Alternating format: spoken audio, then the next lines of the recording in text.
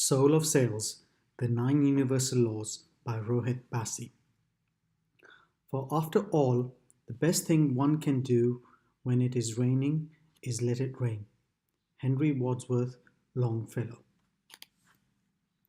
Susan Jeffers' most amazing book, Feel the Fear and Do It Anyway, has been very helpful to the development of many people, including my own.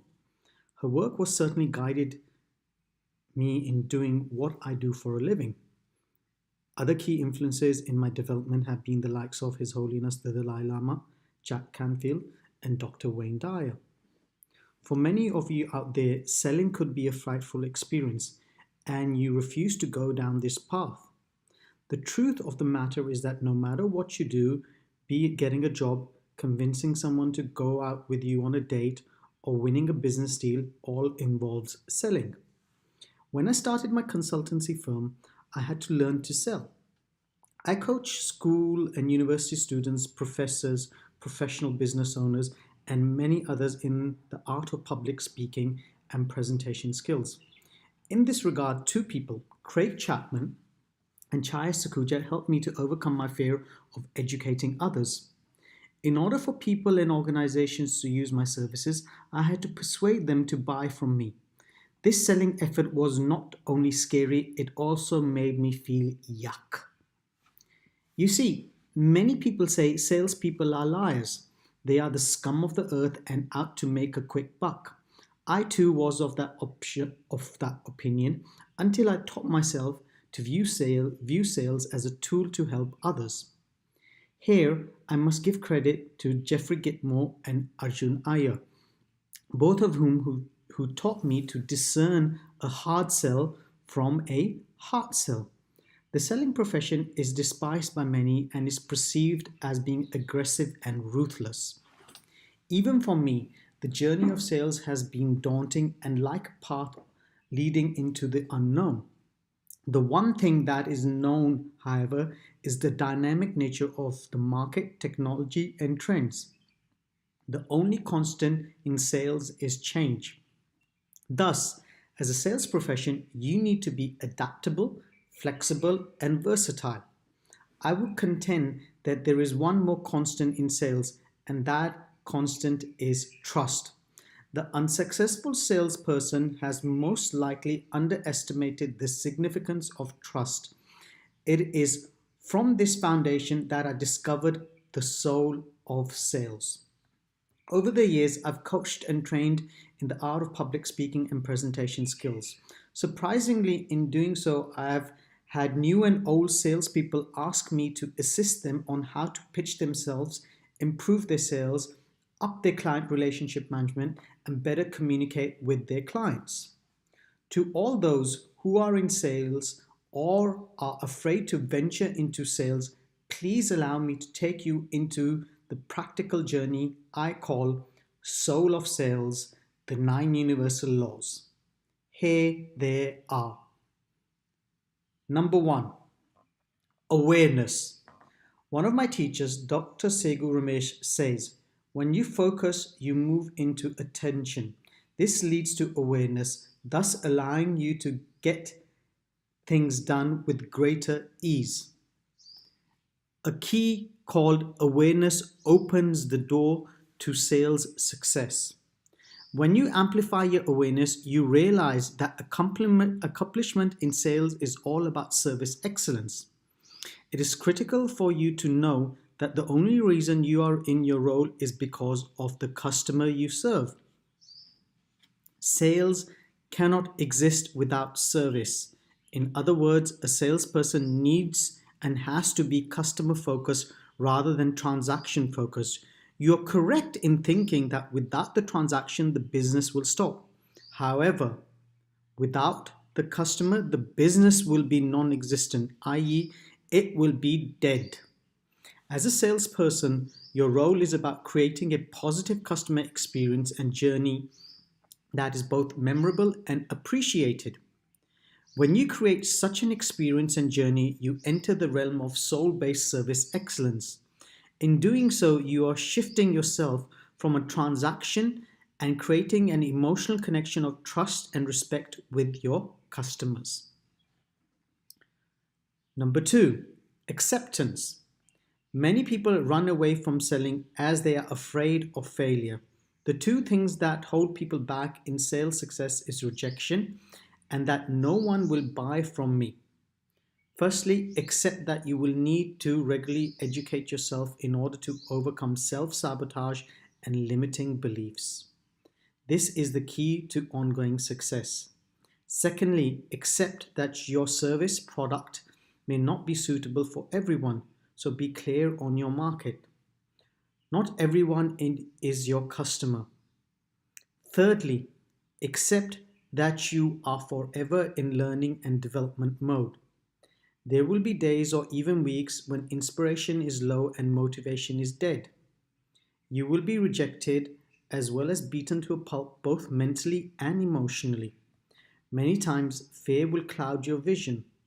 The only way to overcome your fears and pass through the dark side is to accept that this is part of the sales success journey.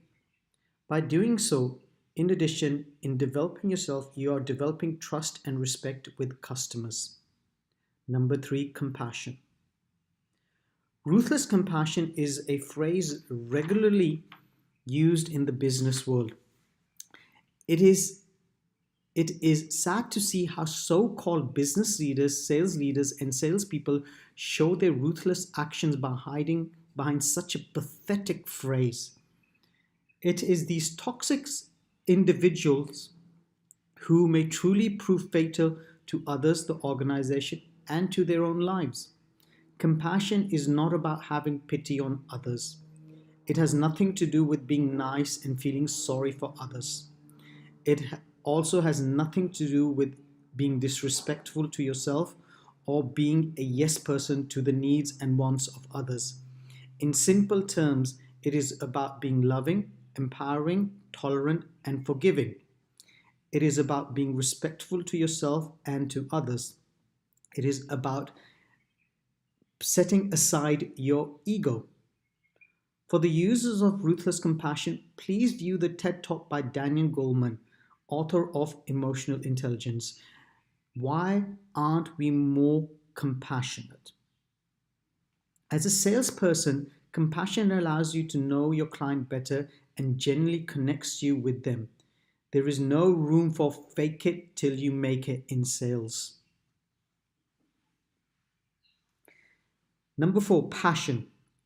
Whether you are in sales, be it a novice or veteran, watch the movie Glengarry Glen Ross. You will learn about the famous sales technique called ABC, always be closing. This technique is about fair sales and reward sales. It is extremely self-centered and selfish technique and is a far cry from being client-focused. Passion is all about always be caring, ABC.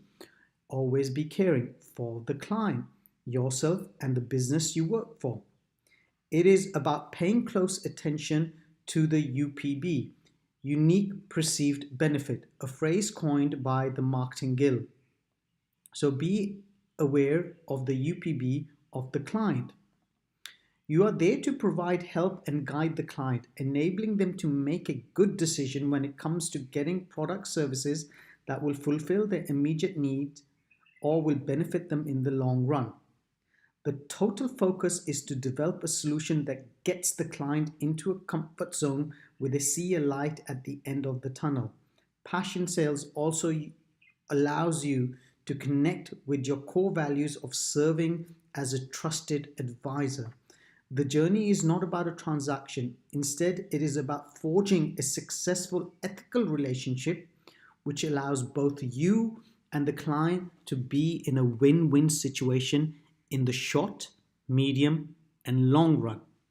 Number five, assertiveness. Sales managers, directors, and gurus often use words to be aggressive with your sales. Or they say you need to dominate the market. These phrases are a cringe factor for many, and the energy around it comes across as creepy and untrustworthy.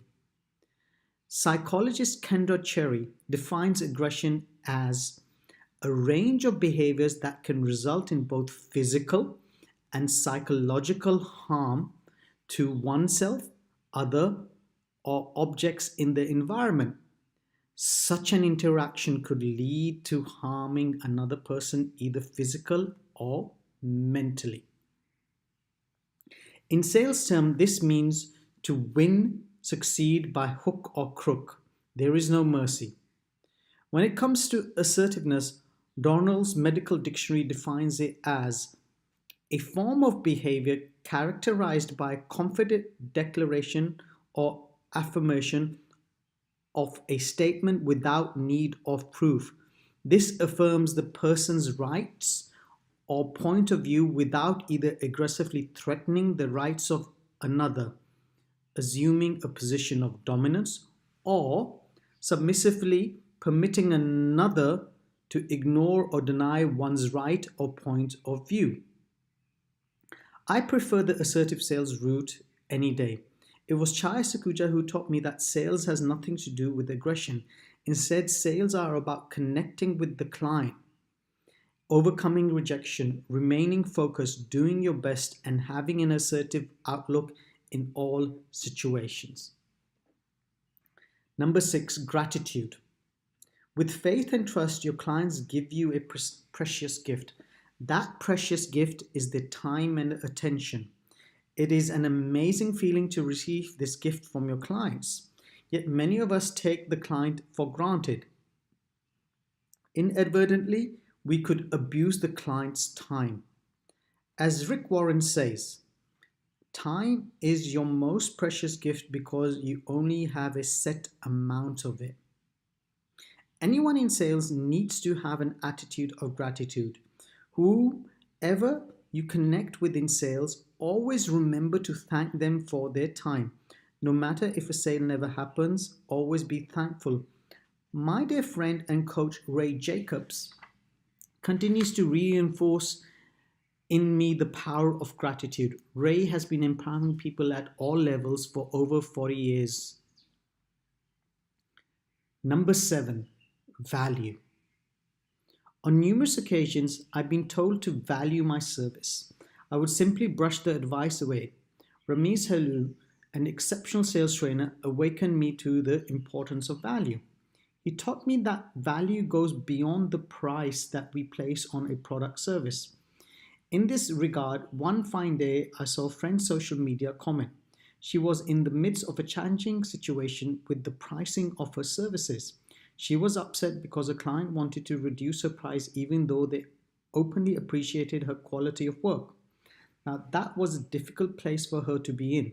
It is like helping someone get up when they have fallen, and once you have picked them up, you simply push them down again. To cut a long story short, she stuck to her guns, and behold, the client agreed to continue working with her at the original price. This is a lesson in having belief, trust, and knowing the value that you offer through your work. Remember, if you are being undervalued and choose to walk away, then do so with grace rather than arrogance. Be respectful at all times and do your best to maintain the relationship.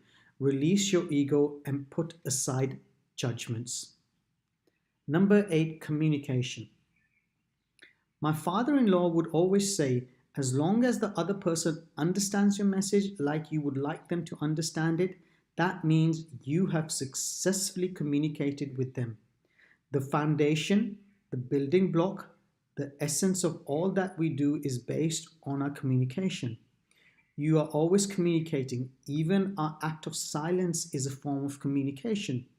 You consciously or unconsciously decide how to communicate with yourself and others. Yes, at times it is tough communicating your message and you may want to give up.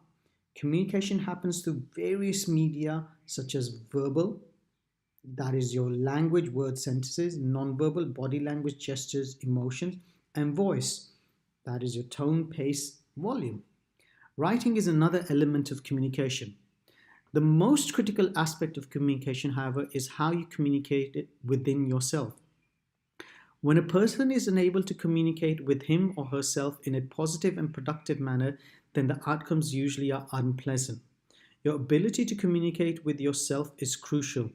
Thereafter, it only gets easier to communicate with others. This is what is known as rapport.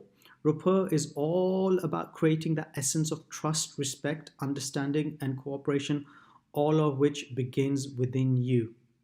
Communication involves the use of all your senses consciously. Be impeccable in your communication at all times, even when you're off the sales stage. Rejection. My parents were right in saying that rejection takes place in every phase of one's life. For me, some of the most amazing people are those who overcome rejection. It is phenomenal how they take a rejection or a no as the next opportunity. Every rejection is a learning opportunity and simply leads to development. One of the greatest challenges that you will face in sales is rejection. Rejection may cause you to doubt your abilities. Some of you may view a rejection as your worst nightmare.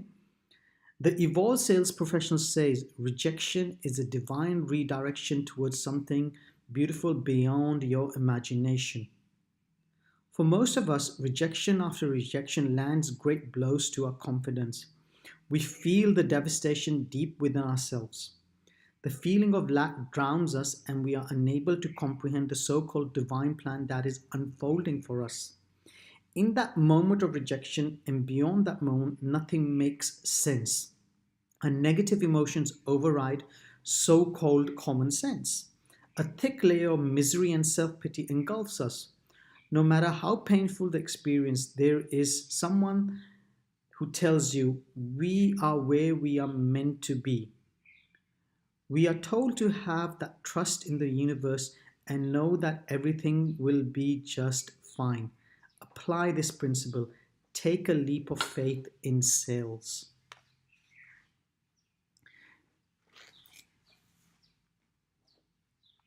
To conclude, being persistent in sales is great. Remember, some could easily view this as desperation or even pressuring someone to buy something from you if done without finesse. Even though I coach people in the art of public speaking and presentation skills, I'm still required to sell my services. For me, selling equates to service excellence, being ethical and never forcing someone into buying something they have no need for. Now, look at the laws again carefully. You will realize these 9 laws are also the universal laws of life.